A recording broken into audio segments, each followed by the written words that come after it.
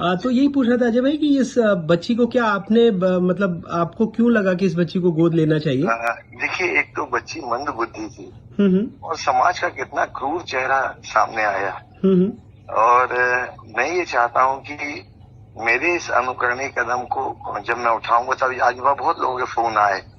Doctor Vinod Bhandari जी के stand ने मुझे फोन करके बताया कि सर बात करना चाहते हैं, उसकी मदद करना चाहते हैं और उसके परिजन भी यहाँ पहुंच रहे हैं। तो मैं तो उनके जो अभी जब आएंगे तो मैं उनके जो बैंक अकाउंट नंबर और वो डायरेक्ट डलवा दूंगा ताकि जिन्हें मदद करना वो करें और जो मुझे न कर सकता हूँ मैं करूंगा ही करूंगा जी।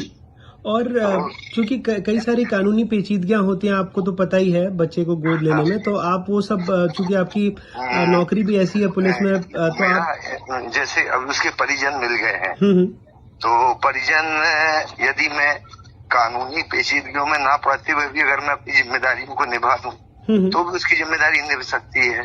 गोद लेने का अर्थ यह है कि मैं उसकी आर्थिक जरूरतें, उसकी पढ़ाई, शिक्षा, स्वास्थ्य का ध्यान रख करके समाज में उसको एक अच्छे से उसको स्थापित कर दूं और जो समय समय पे दायित्व हो वो निर्भर रह करके मैं करूं। मेरा सोच ऐसा है, क्योंकि अगर मान लो उसके माँ बाप ना मिलते तो मैं उसे कानूनन ही अडॉप्ट कर लेता और क्योंकि उनके माँ बाप आ गए हैं और अगर वो मुझे सहमति देंगे तो मैं हर तरीके से भी उसको रखने के लिए तैयार हूँ।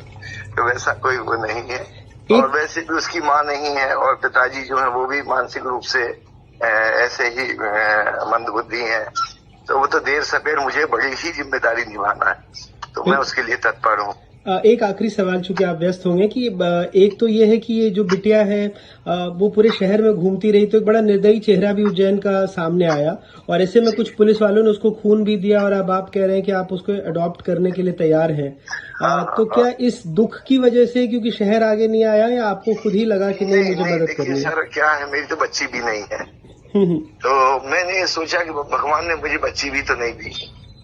यही मैं अपने कहते हैं कि कन्या का दान बगैर आदमी को मोक्ष नहीं होता।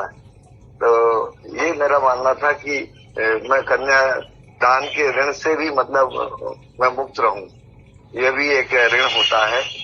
तो मैं नहीं चाहता कि मैं इस ऋण में को लेकर जाऊं।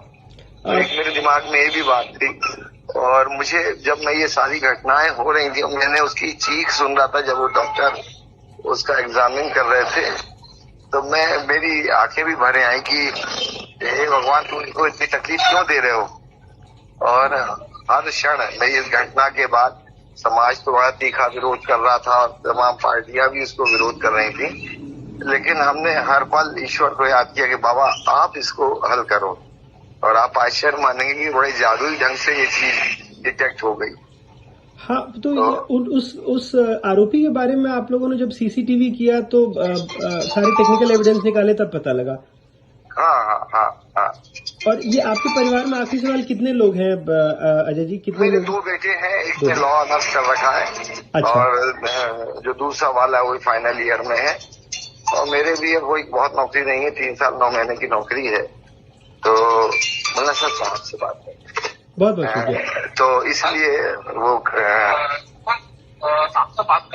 ठीक है अजय जी, थैंक यू। हाँ, ओके।